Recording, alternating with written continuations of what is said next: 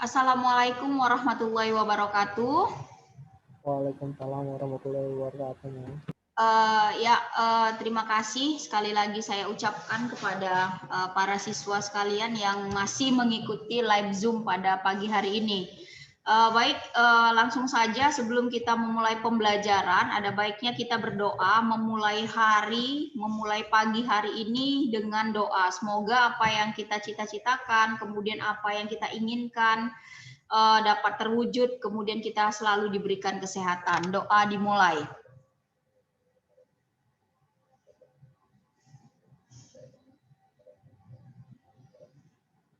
Doa selesai.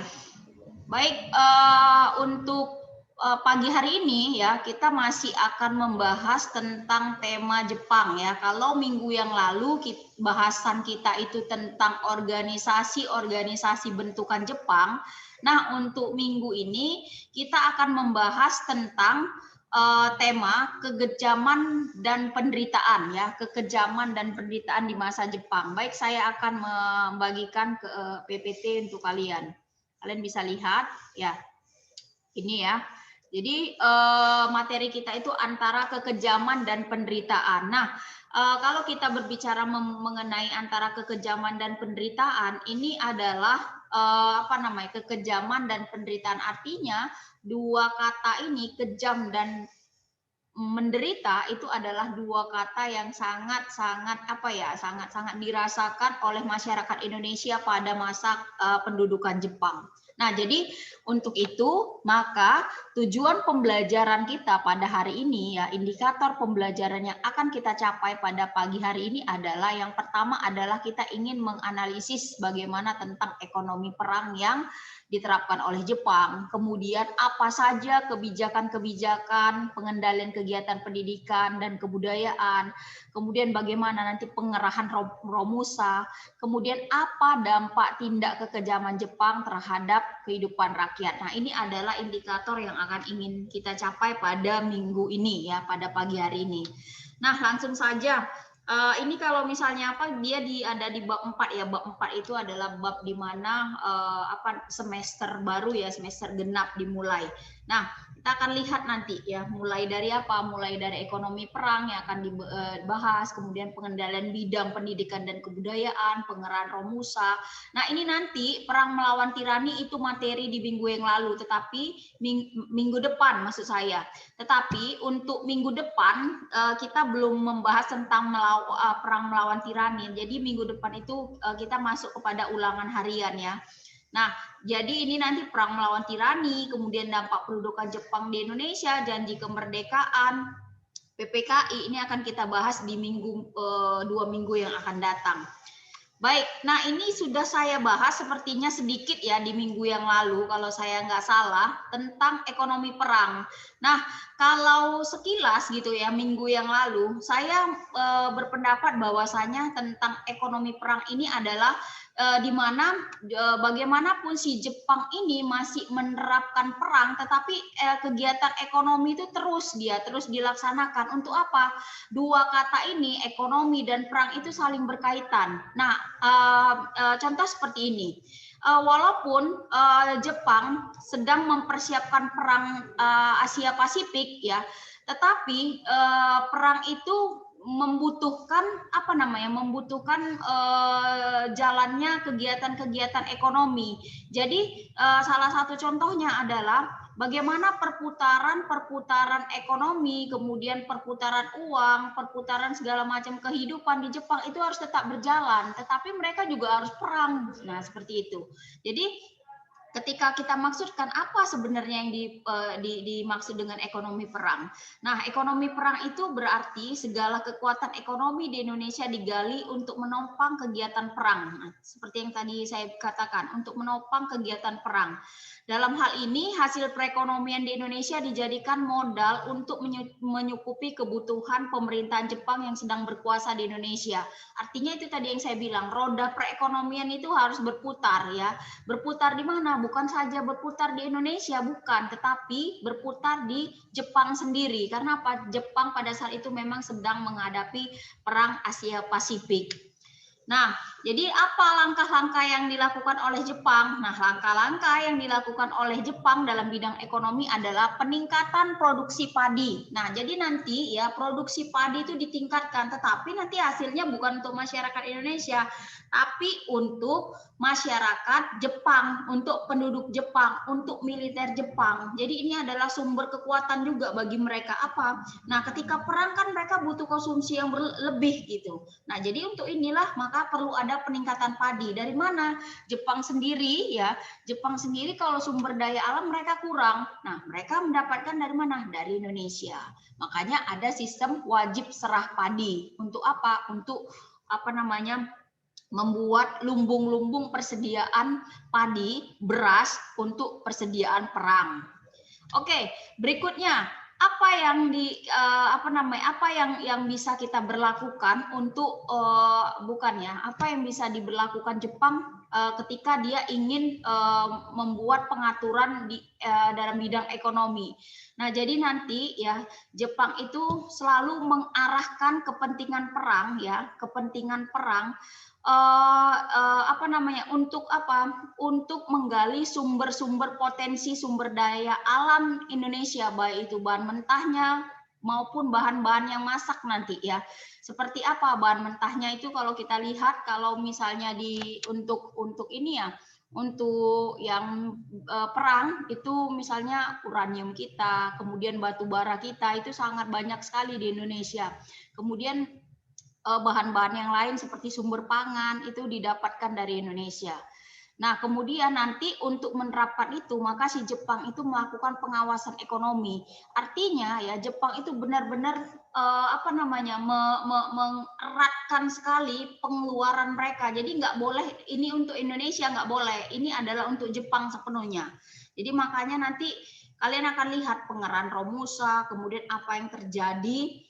Ya, apa yang terjadi bagi bangsa Indonesia setelah Jepang itu masuk itu luar biasa kejam sekali. Nah, bagaimana kemudian Jepang itu menerapkan ekonomi perang itu dengan sistem autarki. Apa yang dimaksud dengan sistem autarki? Nah, sistem autarki itu adalah memenuhi kebutuhan daerah sendiri dan untuk menunjang kegiatan perang. Jadi itu yang disebut dengan sistem autarki. Nah, kemudian nanti pada tahun 1944, kondisi politis dan militer Jepang mulai terdesak. Karena apa? Karena ya blok barat ini mulai bersatu padu menghadapi sekutu Jepang dan Jerman pada saat itu. Akhirnya Jepang sendiri merasa terdesak karena apa? Negara-negara di blok barat itu udah bersatu semuanya, termasuk Rusia yang pada saat itu pernah dikalahkan oleh Jepang, itu mulai bangkit lagi. Nah, maka Jepang menginginkan apa? Menuntut agar kebutuhan bahan-bahan perang makin meningkat. Ya, dari mana diperasnya? Ya, dari Indonesia. Kemudian sulitnya memenuhi kebutuhan pangan semakin terasakan bertambah berat pada saat rakyat juga merasakan penggunaan sandang yang amat memprihatinkan. Artinya, masyarakat Indonesia disuruh bekerja menghasilkan misalnya padi, membangun ini, membangun itu, tetapi untuk mereka sendiri itu kurang, sehingga apa? Sehingga keadaan makin memprihatinkan. Untuk siapa? Untuk bangsa Indonesia sendiri, untuk rakyat Indonesia itu sendiri. Nah, bagaimana kalau kita lihat dari pengendalian bidang pendidikan dan kebudayaan? Kalian akan lihat ya di sini bagian pendidikan dan kebudayaan. Jepang itu nanti ya memang dia mendirikan sekolah sama sih sebenarnya seperti Belanda. Belanda kan di akhir-akhir masa penjajahannya dia menerapkan politik etis ya. Nah, Jepang itu juga menerapkan sistem ini tadi, sistem pendidikan. Jadi nanti contoh-contoh sekolah yang ada masa pendudukan Jepang kalian akan lihat sebenarnya ini adalah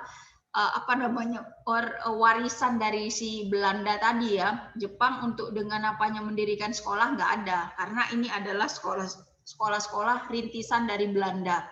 Nah, ini di bidang di bidang pendidikan tadi ya. Kemudian di bidang di bidang kebudayaan kalian bisa lihat Jepang itu dia mulai menghilangkan pengaruh pendidikan gaya barat ya, yang sebelumnya ada ini nggak boleh lagi karena apa? Namanya udah anti barat, dia anti Eropa, maka itu dihilangkan semua. Sebenarnya itu ya untuk apa? Supaya memasukkan budaya-budaya Jepang di Indonesia gitu. Nah, jadi yang melemahkan dalam sistem pendidikan di Indonesia adalah Jepang itu terlalu memaksakan sistem militernya. Jadi lebih banyak sistem pendidikan itu dimasukkan ke dalam sistem-sistem militer. Misalnya gini, di sekolah dasar itu mungkin pendidikan mereka di sana, misalnya kegiatan membaca hanya 1 jam. Lebihnya 3 jam atau 4 jam itu adalah sistem pendidikan militer. Mereka diajari berperang di situ. Jadi inilah yang akan melemahkan sisi-sisi aspek pendidikan yang ada di Indonesia. Nah, kemudian kalian akan lihat juga di sini sistem pengajaran juga berdasarkan dari kepentingan perang. Jadi semuanya perang dan perang untuk kepentingan perang semuanya. Dan coba lihat lagi, memiliki kewajiban mengikuti latihan dasar kemiliteran. Lagi-lagi apa? Lagi-lagi untuk perang, ya. Oke, jadi ini yang berkaitan tentang pendidikan dan kebudayaan tadi. Nah, kalian bisa lihat nih ya. Ini tadi gambar anak sekolah ini ya, sistem pendidikan Jepang ini. Sebenarnya ini udah ada seperti yang saya katakan tadi di zaman Belanda ini udah ada. Nah, tapi diteruskan aja nya sama Jepang supaya apa? Ini ingin menarik simpatik dari bangsa Indonesia. Tetap saja yang bersekolah ini adalah golongan-golongan ningrat. Nah, kalau kalian lihat ya, orang-orang yang bersekolah ini, anak-anak yang bersekolah ini adalah anak-anak golongan ningrat, anak-anak bangsawan, anak-anak yang bekerja pada Jepang, sama sih sepertinya saya lihat. Nah, ini secara lebih lebih besar lagi gambarnya. Seperti inilah model pengajaran pada masa Jepang, ya. Tapi masa Belanda juga seperti ini. Oke. Nah, bagaimana pengerahan Romusa? Jadi pengerahan Romusa kalian lihat, untuk menopang perang Asia Timur Raya, Jepang mengerahkan semua tenaga dari Indonesia yang dikenal dengan Romusa atau rombongan orang-orang bermuka susah. Oh, enggak ya. Tidak. Jadi itu hanya sekedar ini aja ya. Romusa itu seperti kerja paksa. Kalau di Belanda itu namanya Rodi. Tapi kalau di zaman Jepang tuh Romusa dia. Nah, dipekerjakanlah di lingkungan terbuka seperti pembangunan kubu-kubu, pertahanan, jalan raya, lapangan udara. Termasuk kalau kalian lihat ya di kampung kalian itu ada namanya Gua Jepang. Kemudian ada Gua Jepang itu kan di daerah mana ya? Madinah atau penyambungan atau ke arah ke Sibolga, seperti itulah. Pokoknya ada Gua Jepang, jadi mobil itu bisa masuk di sana. Itu adalah saksi bisu bagaimana kekejaman Jepang.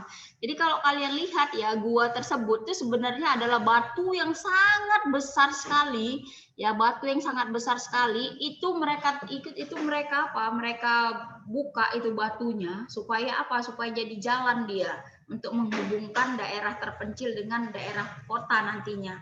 Jadi itu adalah saksi bisu bagaimana para pekerja-pekerja Romusa tadi itu membolongin batu tersebut untuk dijadikan sebuah terowongan. Nah, jadi pekerja-pekerja tersebut itu bukan berasal dari Sumatera, bukan berasal dari daerah-daerah sekitar, enggak. Itu yang mengerjakan adalah Romusa-Romusa yang berasal dari luar Sumatera seperti Jawa. Nah, masyarakat Jawa sana itu banyak sekali dijadikan tenaga Romusa.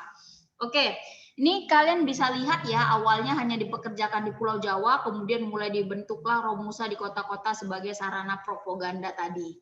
Desa-desa diwajibkan untuk menyiapkan sejumlah tenaga Romusa yang panitianya pengerahan tersebut disebut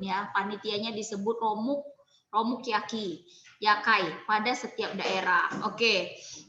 Pada umumnya rakyat yang dijadikan Romusa yaitu bertenaga kasar, hanya sukarela dan sifatnya sementara. Katanya sifatnya sementara, tetapi menjadi selamanya ya, selama dia hidup sampai dia mati. Pegawai Romusa sukarela terdiri atas pegawai yang tidak digaji selama 1 minggu di suatu tempat penting, nggak pernah sama sekali digaji sampai dengan waktu yang tidak ditentukan. Jangankan gaji, makan aja susah. Makan beras nggak pernah, makan nasi nggak pernah.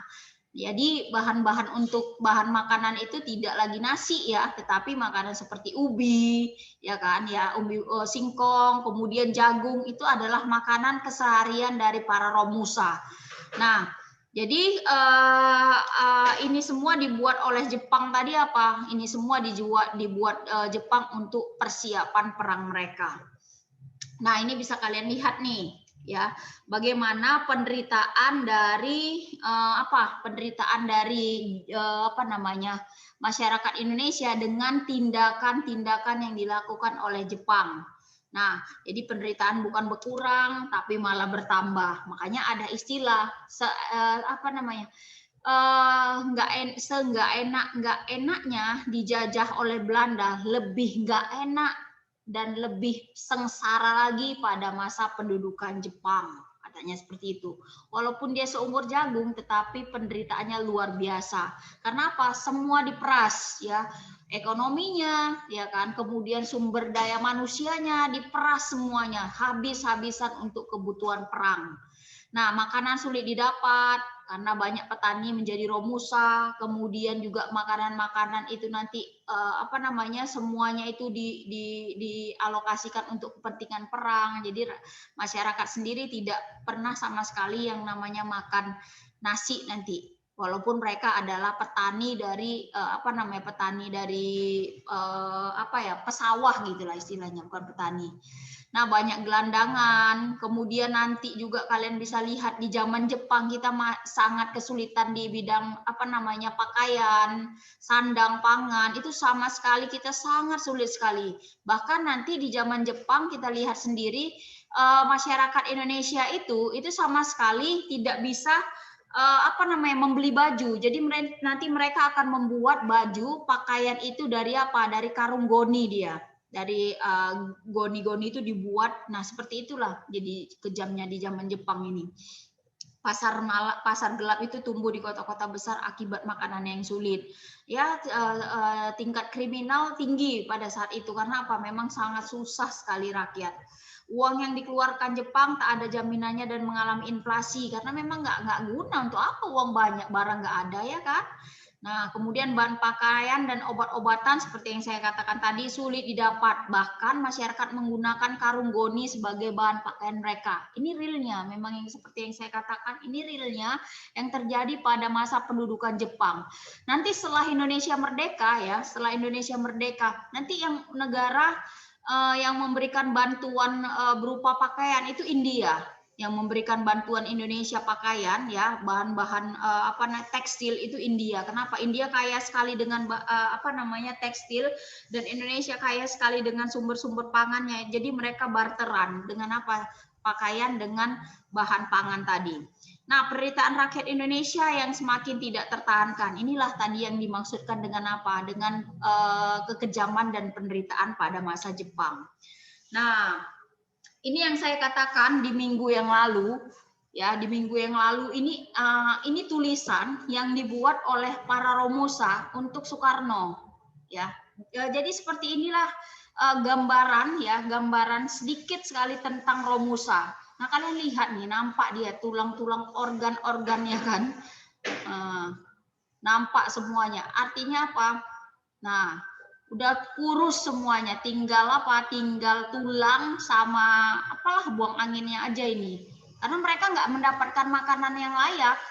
Nah, kita lihat ya, kita baca ya, bagaimana isi dari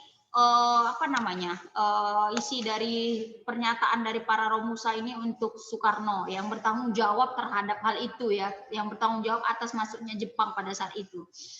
3 bulan sesudahnya si Jepang membawa 1.600 heiho. Heiho itu kan kalian tahu kan, heiho itu adalah tenaga militer. Kita sudah membahas minggu yang lalu itu organisasi-organisasi bentukan Jepang termasuk heiho dan romusa.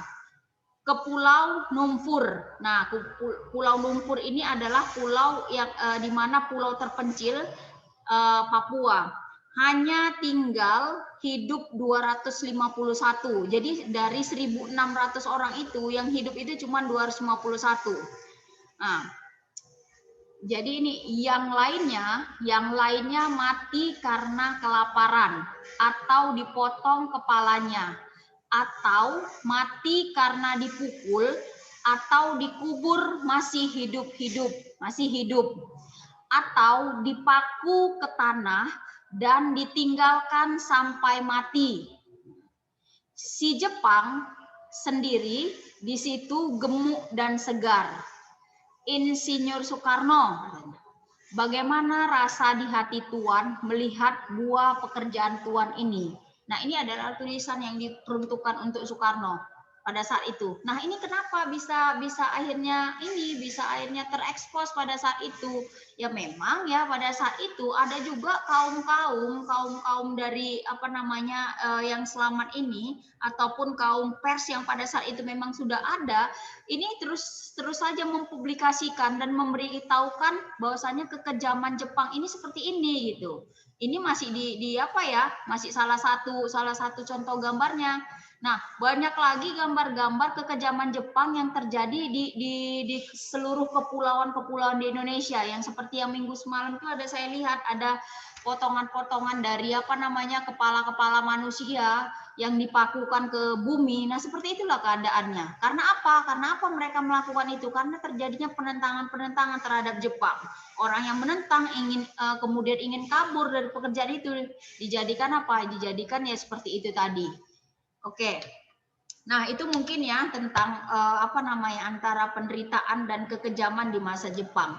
Baik, slide saya sudah habis. Kalian silakan yang ingin bertanya, silakan saya sediakan waktu. Sebelum saya mengakhiri, boleh silakan. Yang masih kurang jelas dan kurang paham. Ada pertanyaan, Nak? Tentang materi kita, kekejaman dan penderitaan di masa Jepang? Silakan. Ada? Ada pertanyaan? Oke, silakan.